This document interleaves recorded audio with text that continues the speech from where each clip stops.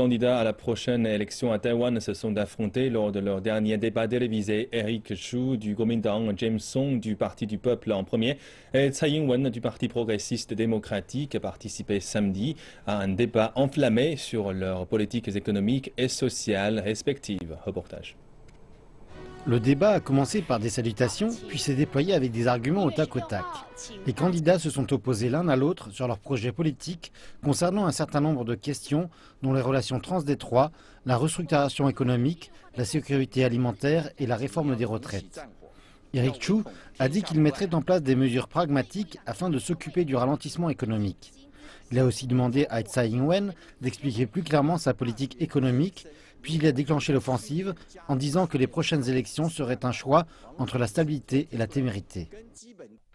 Taïwan ne peut pas se permettre de choisir la mauvaise personne, parce que cela mènera à des relations transdétroits instables. Il nous faut choisir la bonne personne, une personne qui travaille de bas en haut et qui a la volonté d'agir, une personne qui assume la responsabilité de ses politiques. En réponse, la candidate du Parti progressiste démocratique Tsai Ing-wen a dessiné les contours de sa politique vis-à-vis de la partie continentale de la Chine lorsque son parti reviendra aux affaires.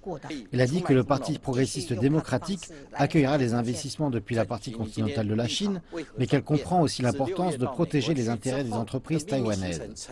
Dans le même temps, elle a réfuté les affirmations du Kuomintang selon lesquelles accroître le revenu de base va procurer de la croissance économique. Vous avez dit qu'accroître le revenu de base pourrait aider à stimuler l'économie. Mais si cela réussit, je parie que vous remporterez le prochain prix Nobel d'économie. Pendant ce temps, James Song a adopté une attitude neutre dans le débat.